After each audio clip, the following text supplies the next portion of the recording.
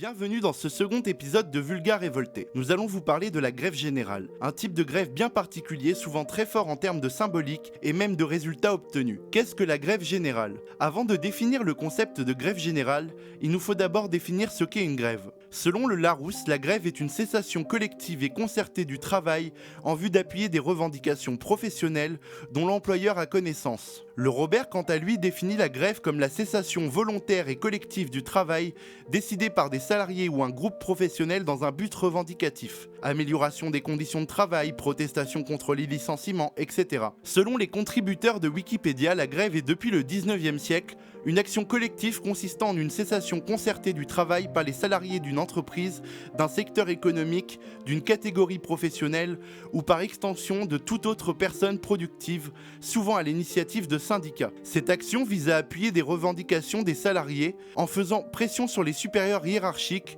ou l'employeur, chef d'entreprise ou patron, par la perte de production et par conséquent de revenus que la cessation de travail entraîne. Il s'agit d'une épreuve de force. Le gréviste n'est pas rémunéré alors que l'entreprise ne produit plus et perd de l'argent. Si aujourd'hui nous nous intéressons à la grève dite générale, il en existe bien d'autres types, comme la grève bouchon, la grève sauvage, la grève avec occupation, la grève surprise, la grève tournante ou la grève politique, etc.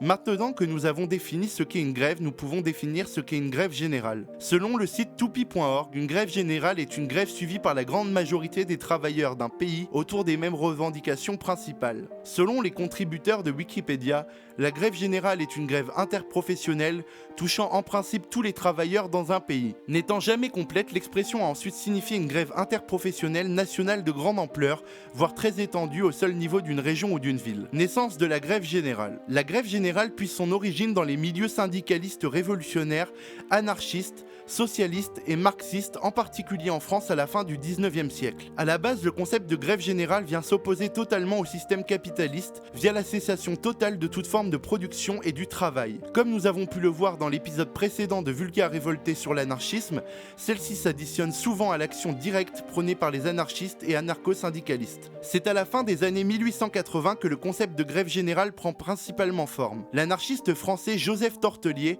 en est l'un des principaux penseurs. Il dira « Ce n'est que par la grève universelle que l'ouvrier créera une société nouvelle dans laquelle on ne trouvera plus de tyrans. » Les premières grèves générales font leur apparition de manière symbolique chaque 1er mai à partir de 1890 en réponse aux événements du 4 mai 1886 à Haymarket Square à Chicago où des anarchistes avaient été condamnés à mort suite à l'explosion d'une bombe et d'une fusillade avec la police dans le contexte d'une grève débutée le 1er mai. Le concept de grève générale est ensuite développé par l'anarchiste et syndicaliste révolutionnaire Fernand Pelloutier, qui fut d'abord militant du Parti ouvrier puis secrétaire général de la Fédération des bourses du travail à partir de 1895, mais aussi par son ami Aristide Briand, socialiste, qui fut de nombreuses fois ministre par la suite, étant aussi à l'initiative de la loi sur la séparation des églises et de l'État, codifiant la laïcité en France en 1905. Ensemble, ils rédigent la brochure de la Révolution par la grève générale. En 1901, en Espagne, le libertaire Francisco Ferrer lance le journal La Huelga Générale pour promouvoir le syndicalisme révolutionnaire. Le philosophe et sociologue Georges Sorel,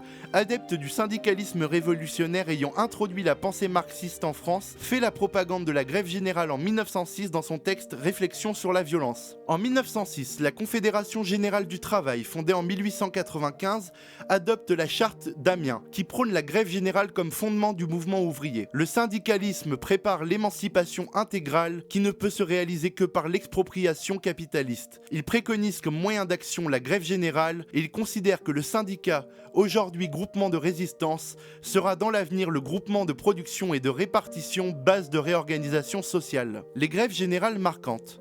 Nous allons désormais revenir sur quelques grèves générales qui ont pu marquer l'histoire via une liste chronologique et non exhaustive. Le 3 janvier 1905, une grève débute à Saint-Pétersbourg en Russie dans une usine, suite au licenciement de 4 employés en décembre 1904. Celle-ci ayant pour principale revendication la journée de travail de 8 heures prend de l'ampleur et se généralise au sein de diverses manufactures de la ville, en comptant jusqu'à 26 000 grévistes à la fin de la journée du 4 janvier. C'est suite à ces événements que débute la première révolution russe. En août 1917, 17, une grève générale a lieu en Espagne à l'appel des socialistes de l'Union Générale des Travailleurs, l'UGT, et du Parti Socialiste Ouvrier, soutenu par endroits par les anarcho-syndicalistes de la Confédération Nationale du Travail, la CNT. Celle-ci prend place dans le contexte de la crise espagnole de 1917. Selon les chiffres officiels, cette grève a fait 71 morts et 156 blessés, et il y a eu 2000 arrestations. Celle-ci a pris fin après la répression aux alentours du 18 août. Le 3 mai 1926, au Royaume-Uni, une grève générale débute pour s'opposer à la volonté patronale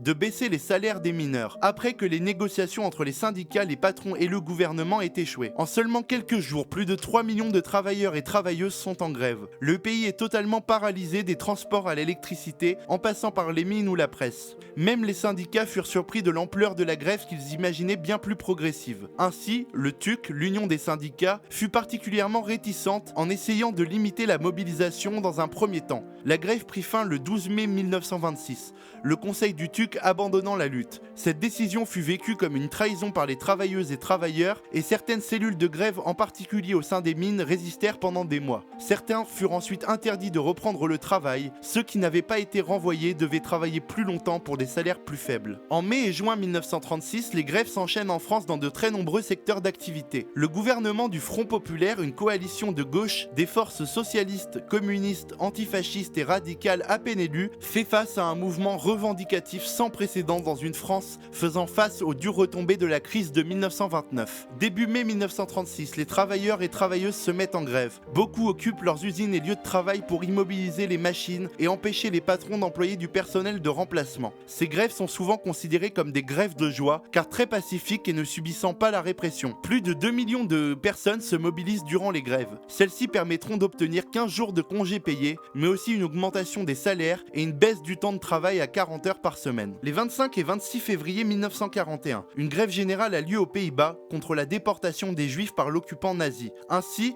le 26 février, plus de 300 000 personnes manifestent à Amsterdam. Les jours suivants, la répression se fait bien plus forte pour empêcher toute forme de manifestation. C'est l'un des principaux actes de résistance antifasciste contre les nazis aux Pays-Bas. En mai 1968, un mouvement de grève a lieu en France. C'est le plus gros mouvement social du XXe siècle dans le pays. Le mouvement débute en réalité le 22 mars à la fac de Nanterre pour exiger la libération d'étudiants opposés à la guerre du Vietnam. Le 3 mai, la fac de la Sorbonne est occupée par entre 150 et 400 étudiants qui sont ensuite évacués par les forces de l'ordre. Certains sont interpellés. Le soir même, de violents affrontements ont lieu entre les étudiants réclamant la libération de leurs camarades et la police. 574 personnes sont interpellées, dont le dirigeant de l'UNEF, le syndicat étudiant majoritaire, mais aussi des figures du militantisme étudiant parisien. Au total, ce sont 279 étudiants et 202 policiers qui sont blessés ce jour-là. Le 6 mai, des manifestations violentes ont lieu. Des pavés sont lancés ou servent à l'installation de barricades. 442 personnes sont interpellées. Les étudiants sont alors soutenus par les syndicats d'enseignants et le Parti communiste marxiste-léniniste de France. Le Parti communiste français hésite d'abord avant d'appeler les ouvriers à se joindre au mouvement, et la direction de la CGT, réticente, ne soutient pas le mouvement, contrairement à sa base militante qui rejoint elle aussi celui-ci. Dans la nuit du 11 au 12 mai,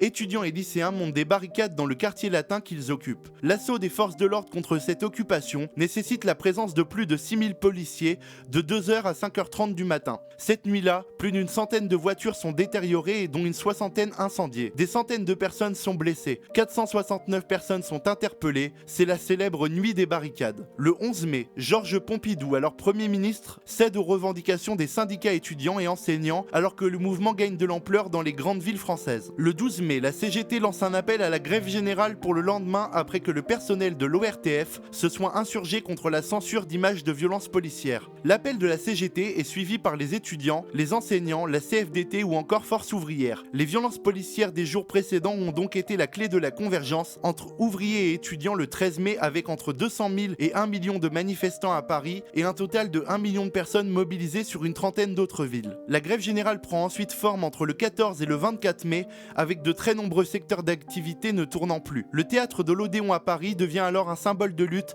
où débattent artistes, comédiens, techniciens, ouvriers et étudiants jour et nuit. Le 27 mai, des accords sont signés entre les syndicats, le patronat et le pouvoir en place. Ce sont les accords de Grenelle qui proposent une augmentation du salaire minimum de 35% ou encore le paiement des jours de grève à 50%. Cependant, la base militante rejette les accords en étant dubitative. Le 29 mai, le général de Gaulle se retire en Allemagne, hésitant alors à quitter le pouvoir. Le lendemain, avec Georges Pompidou, il dissout l'Assemblée nationale pour pour organiser de nouvelles élections législatives. Les syndicats décident alors de quitter définitivement le mouvement, considérant avoir obtenu ce qu'ils souhaitaient, abandonnant leur base qui subira une répression encore plus forte de la part des CRS, mais aussi la peur d'un massacre, l'armée convergeant vers Paris. Les grèves sont stoppées les unes après les autres. L'Odéon et la Sorbonne sont évacués les 14 et 16 juin, certaines figures du mouvement subissent une répression judiciaire forte et des grévistes sont licenciés. Le 24 octobre 1975 a lieu une importante grève générale féministe pour l'égalité homme-femme en Islande. 90% des femmes du pays se mobilisèrent ce jour-là. 25 000 femmes sur les 225 000 habitants du pays à cette époque manifestent dans Reykjavik, la capitale. Suite à cette grève, une loi sur l'égalité homme-femme fut promulguée l'année suivante,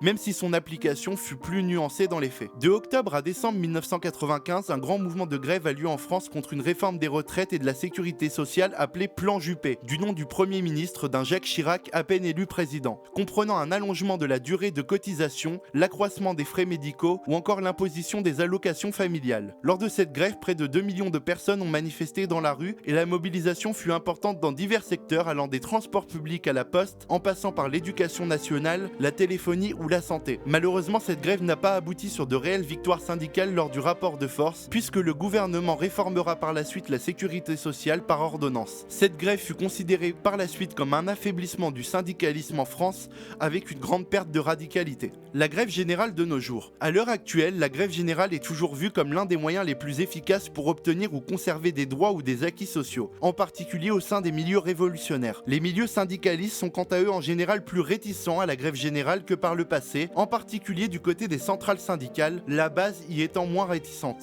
On trouve des exemples de grève générale récemment en Inde en 2020 et 2021 avec 250 millions de manifestants, ce qui en fait le mouvement social le plus suivi de l'histoire de l'humanité. En 2017 en Guyane, du 13 février au 7 septembre 2012 au Québec avec la plus grande grève étudiante de l'histoire de la province canadienne, mais aussi chaque 1er mai de manière symbolique dans de nombreux pays dans le monde. Merci à toutes et à tous d'avoir suivi ce nouveau numéro de Vulgaire Révolté. On espère que vous avez apprécié la vidéo. Si c'est le cas, n'hésitez pas à la liker et à vous abonner à notre chaîne YouTube, ainsi qu'à mettre la cloche. N'hésitez pas non plus à commenter la vidéo et à la partager. À très bientôt.